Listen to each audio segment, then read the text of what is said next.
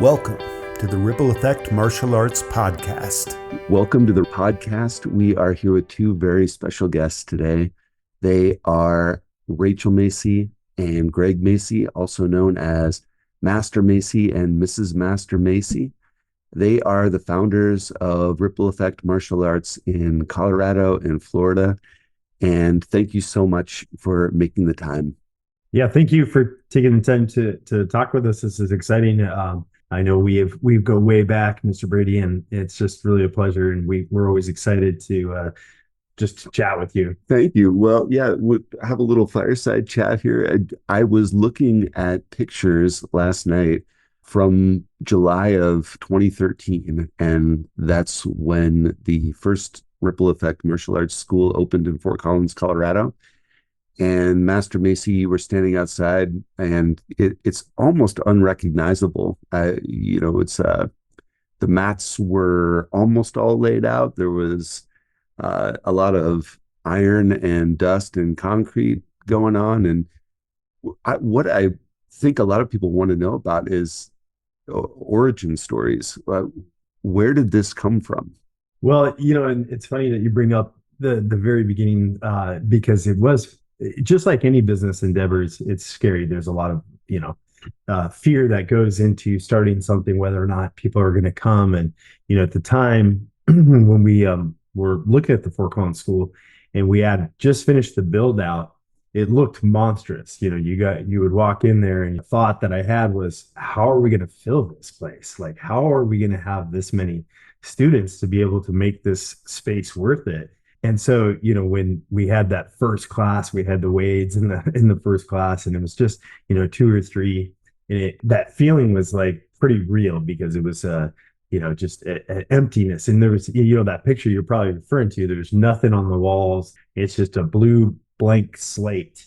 I think that's like any business, though, is you start to put things together slowly. And, before we knew it, we had a full white belt class, and we had 30 or 40 white belts in one class. Because we didn't have any other belts but white belts, we had to split it up and actually have 2 or 3 white belt classes per day, because we grew so fast. We had hundreds of people within a matter of like 6-9 months. We were at like 150, 200 students. So it was just fun to reflect back and go, wow, geez, this is something. And now, you ask the staff there, and they're like, well, can we blow out the walls and, take over Horizon and make this school bigger, because we're just too crammed in here. So it's just fun to see it grow like that. Mrs. Master Macy, your origin story is a little different, right? You grew up with parents who were martial artists. Very different. Yeah. So, we started training. Actually, my mom started training when she was in college. For as long as I can remember, I was born in California. Our instructor there was Master DeBaca. And I remember all of my older sisters, my mom and my dad all trained. And I remember begging them to go to karate class. Like, I'm genuinely begging them at like 3 years old, and then being like, no, not yet, not yet. And my mom started one of the first Tigers and Dragons, or Little Ripples, programs for younger kids, so that I could start training when I turned 4. So as soon as I turned 4 years old, I was on the mats right away, and just kind of grew up helping teach. Even at 4 years old, I would help, with warm-ups and things like that, and just loved teaching and loved martial arts. And that's something that has never wavered. Kind of how I got into this role is a little bit different, though. So, I grew up in the school. I was a head instructor when I was in high school, and then a little bit in college. I went to college I got my degree in business management, and then started a wedding planning company when I was in school, and thought I wanted to do. And so we've heard some of our junior instructors and teenagers say this, but they want a real job, right? They want a real job, not teaching martial arts. It's something you've done since you were a little kid, and you have this idea that this isn't potentially a career. And so, no, I did not want to run my mom's school, and I wanted to do my own thing and grow my own business. So I did that for several years, and would jump in and teach a class any opportunity I could. I would train as consistently as I could while running this other company. And after a few years, I remember there was a day at Middleburg Martial Arts. There was kind of a little crisis, and she really needed some emergency help. So she called me and she's like, can you please just come in and help me for a couple of days? I was like, yeah, absolutely. When I was in there, there were so many things that just kind of like flooded me with realization of how much I missed teaching and working with the kids. And just in those couple days, seeing some of the kids who had grown that I was teaching a couple of years before and that I maybe taught their very first class, and seeing the growth and the progress that they made just brought back a lot of the intrinsic rewards, I think, that we get out of teaching and being a part of martial arts and being a part of something that really helps people to become the best versions of themselves. And so from there, kind of shifted gears and helped my mom run Middleburg Martial Arts for about 10 years. We ran it together, and then always had the goal of opening multiple schools.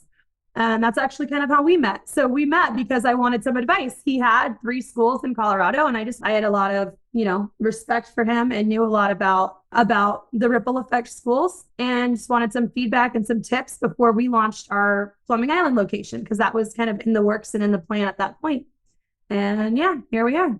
I've heard, I have a 17-year-old now almost, and the teachers that were back in kindergarten, 2nd grade, 5th grade, they look, Mrs. Master Macy, saying what you just said, just going, wow, I remember 10 years ago, and look at where you are now. And what an amazing thing to be able to do.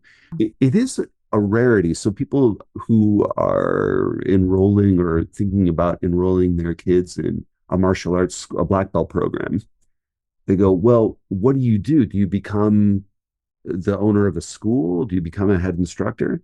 Maybe, but that's a rarity, really, right? It's something that broadens your prospects in life in general. Would you say that?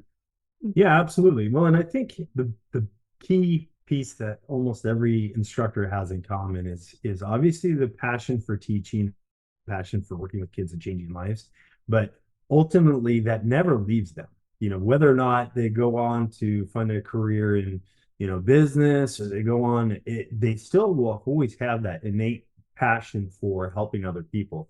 And I think that's really the beauty of the program. And what we do as martial artists is we teach these character lessons, and most everybody develops the sense of leadership, and we call it servant leadership. And we actually teach that premise of being a servant is really the key here.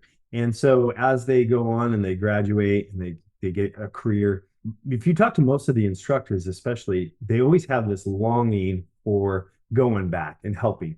And that's really what led me back into opening a karate school, was that longing. I, couldn't get rid of it. I couldn't shake it, and it was there all the time. And so for me to ignore that was actually kind of almost self-destructive. Like it was a piece that I really had to like satisfy. And, when you talk to a lot of the instructors, that is that kind of like they have those longings, and most of them end up coming back in some capacity. It's kind of funny is, we have so many instructors that leave and they go on and they do college, and they, get done with college and they might start a career or something, but in some form or fashion, they always return. And it's kind of funny to see them return because they have that, again, longing to kind of help or be back or be in some capacity. So it is amazing. I saw a really cool video of a leadership nomination recently, and this girl is a gold belt and small, an elementary age child, and the enthusiasm is so great. And I think some people may go, well, a child is a leader. How does that work? And the nomination was all about this child wanted to want to help in a class, help another student who was having trouble. And that seems like the spark, right? How in the schools do you see that or encourage that spark to want to help even when you don't necessarily know how? Well, I think every kid has it. And it's not, people think, well, leaders are a dime a dozen. It's really, leaders really are developed, but ultimately it starts with that spark from wanting to help. And I can't say that every kid is wanting to be a helper, but I would say 99% of every kid out there really has this nature of helping other people. And what we have to do is kind of cultivate that. We need to uncover it, and we need to foster it and give and empower them. A lot of kids, a lot of parents, they do have that kind of premise or entrepreneurship of that. I can't, imagine my kid being a leader out there and instructing other kids. In fact, I was just at the Middleburg school this last week, and I was teaching and had one of the kids come out there, and this young gentleman has autism. And for me as an instructor, we don't label, we don't, we treat and help every kid the same capacity. And he was there to help, and he really had never been pushed into that role. And I immediately grabbed him and put him in charge of two other kids. And he was leading these two other kids. And you wouldn't know that he had autism by the way he was helping and wanting to get out there, because that overpowered everything.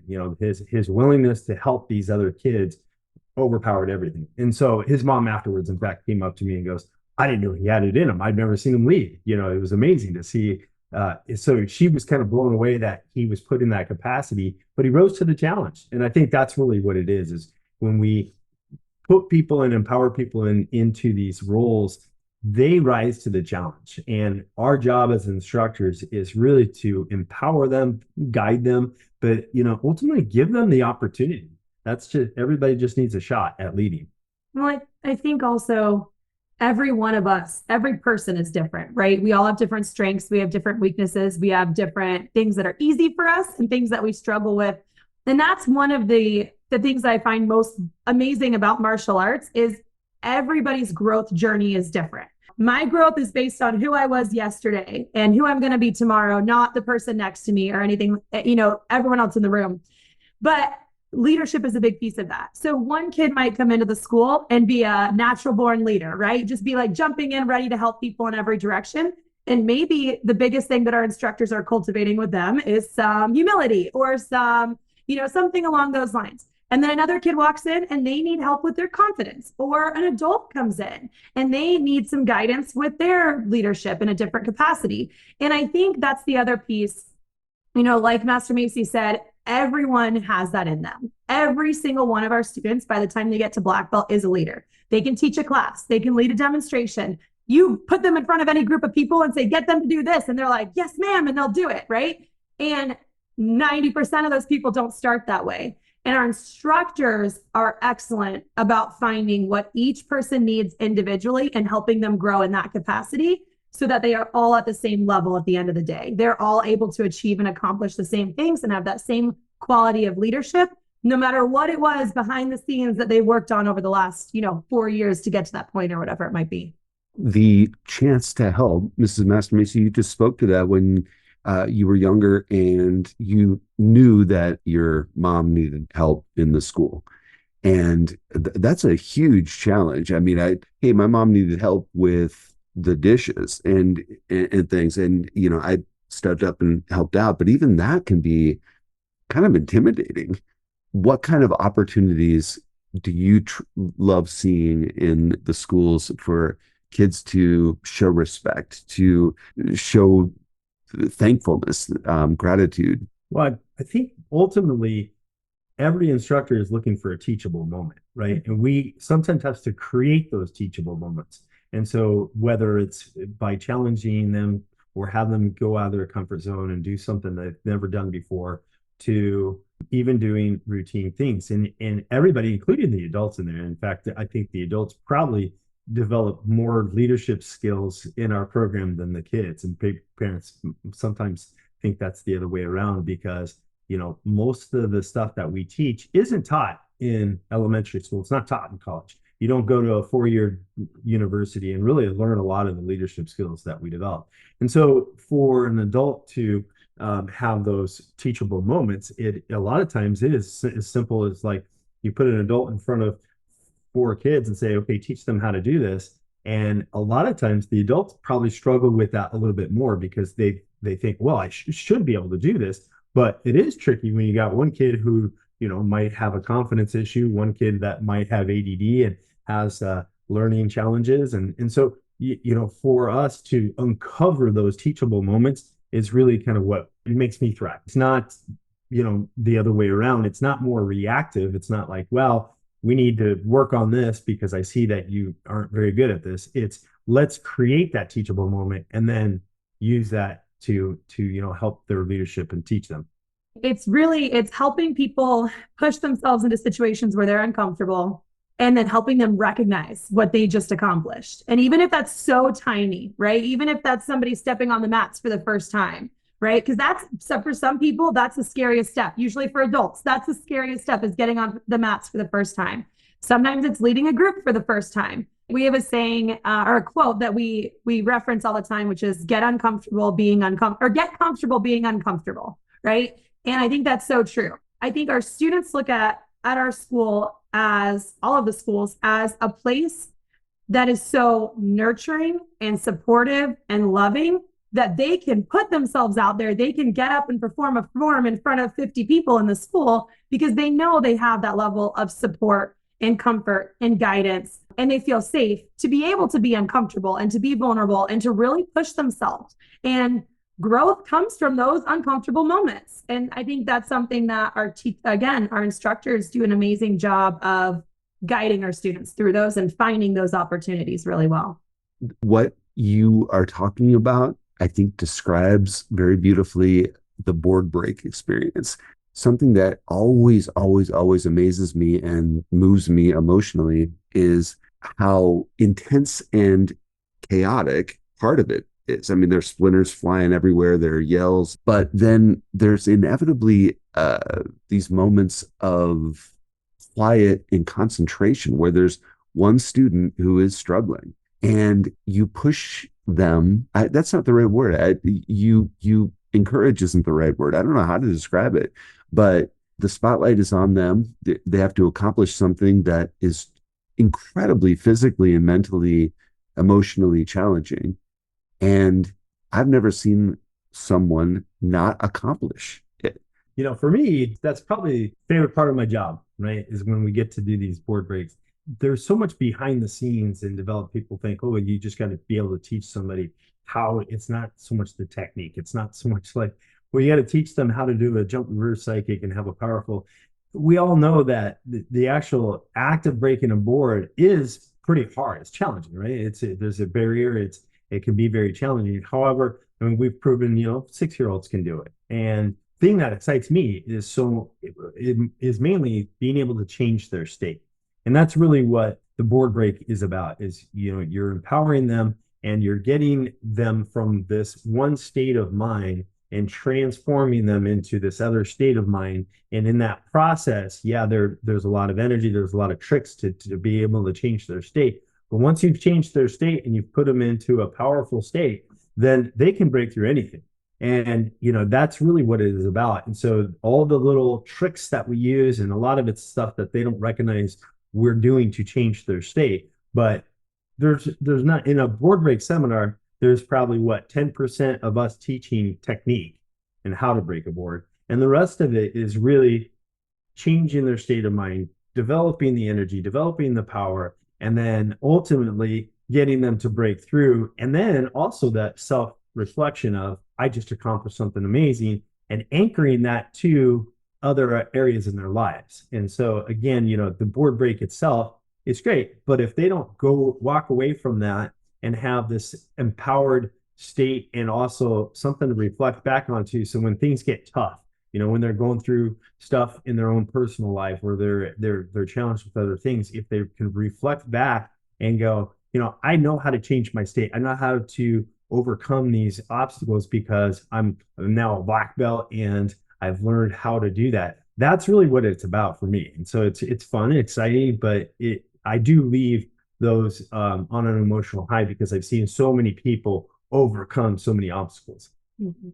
We had a girl at the last board break who she broke through 2 boards and then just started pouring tears.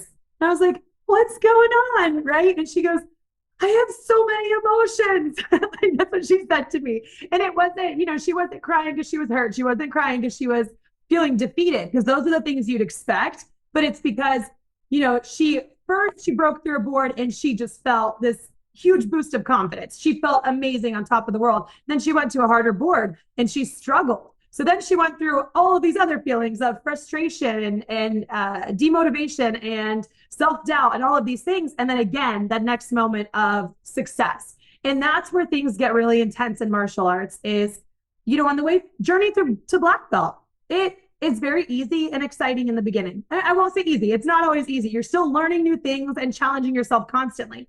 But it does get to a point where it's really hard. And every person has their own hurdles that they go through. And it might be something going on personally. It might be something going on physically. It might be something you're struggling with in class. Whatever it is, it's different for everybody. And when they learn how to push through and overcome and then accomplish something like black belt, that carries over to every other area of their life. And I think in the board break, you condense a journey like that to a 30-minute, board breaking experience. There's a lot of emotions and reward that they, overcome and things like that in that board break seminar.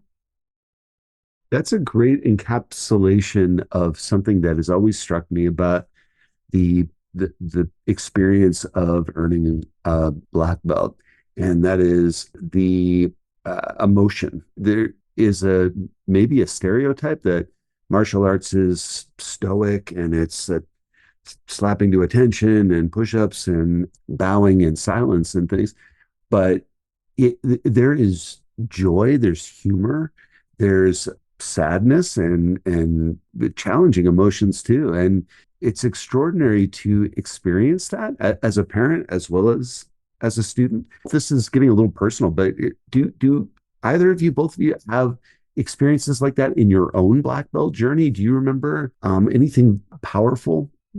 Yeah, I think there's a couple moments, and I think every student every black belt can reflect back at a pivotal moment of when you maybe were either thinking about quitting, or maybe you challenged on a different level. For me, honestly, it was like really early on. I was a green belt.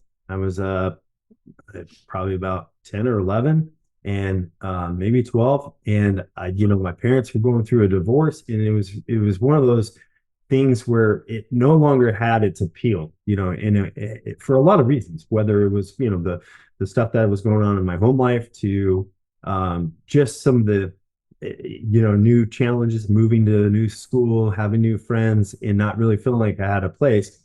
And I was literally probably that was going to be my last class. And we happened to have a new instructor come in, and he came right up to me and said, "Go put your pads on. I want to see you spar." So I was sparring, and he's like, giving me all kinds of encouragement, like, "You're really good."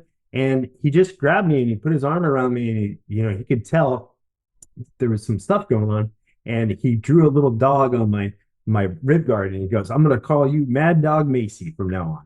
And it was one of those pivotal moments, though, that literally changed my trajectory and kept me going. And that was it. So, I think whether it's a small little thing like that, or it's some huge, you overcome this big test, you thought you were going to fail, or maybe you failed the test and you came back and you went through it. So I think everybody's journey has those little pivotal moments, and that was one of mine. Yeah.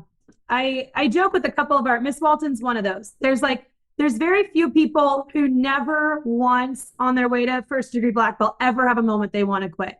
I honestly never did. I never had a moment where I wasn't like pumped to go to class or stoked to get to go teach, or, just in there as often as I could. I really, truly never did. There's a few of those that I've known. I do truly think those of us that have bigger struggles to overcome learn more along the way. My bigger struggles, I think, happen more as an adult, going towards, I think probably my fourth degree test was one of the hardest ones for me. And going through, I had my two daughters in between my third degree and my fourth degree.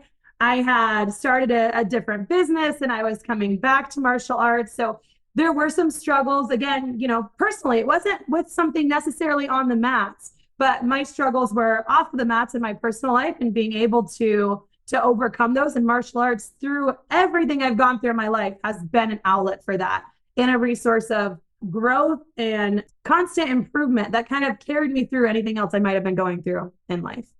I'm sure you both recognize how much parents and people appreciate what you do. I mean, if there weren't ripple effect schools, Middleburg schools, karate schools, we wouldn't have a place to train, and we wouldn't have a place to bring our kids to learn these things. And so to host that, and I know that you both have a huge involvement in the community and a belief in community building through the martial arts. Can you talk a little bit about that? What do you want to see the martial arts schools provide to the community? Well, I think the name itself, ripple effect, what kind of speaks to that. And that's actually when I was trying to think of a name for the schools, I was sitting at lunch with my sister and I was describing exactly what I wanted to, my mission, basically, what I was wanting to do. And, it was all focused around changing people's lives one life at a time in the community, not so much like in our karate school, but in the community, being able to have that level of impact and understand exactly how I was going to do that. But I knew that was the mission. And she goes, oh, it's kind of like a ripple effect. Part of our black belt test in the schools is that they have to do a community service project. And that community service project takes a lot of time, a lot of preparation for. Some of our kids prepare for 2 years to do that project. And in that process, they're constantly aware of what can I do? Because they're thinking of, I know I got this project to do. And so they're just, that act of awareness itself is impacting the community because they're thinking of the other people rather than themselves. They're thinking of how can I, what can my project be on? And they're looking for those opportunities. They're like, well, I see this. And, our daughter is actually in the process of going through that motion right now for preparing for black belt. And she, thinking about a community service project. And so to see that creativity, even in our own household, of her going, okay, we're going to do something that's going to help babies. And what can we do to help, moms or babies out there? And so she's brainstorming these ideas right now. So, the impact itself, like we're making those impacts in the community in a lot of different ways, whether it's, the fundraising for different charities to actually having all of our black belts. I mean, now we've probably graduated on in the neighborhood of 600-700 black belts. And for each of these black belts, they've done a huge project in the community and they've impacted the community in a big way. So when you think about that, that's 600 or 700 huge impacts that we've had just in the community right there. And so that really truly is the ripple effect. It starts from that one person and spreads out throughout. And hopefully those organizations and things that they've made an impact on will then also be able to make other impacts and ripple on even further. And that I think was one of the things that led us to bring the schools together. Because, obviously we have the schools in different states. Our mission statements were, written in different phrasing, but stating the exact same thing. And our goals and our values and our company values and our team values. And as martial artists, our values were all so in line that it made it an easy decision. And I think, everything that you just said is something that's very true for us as parents as well. Our goal for our kids is obviously for them to grow up and be happy and to be successful in whatever that looks like for them. But also just as important is to, raise contributing members of society who are making our world a better place. And I think we all want that. We're trying to do the same thing in the karate schools as well. Thank you for listening to the Ripple Effect Martial Arts Podcast. Find podcasts and more at rippleeffectmartialarts.com.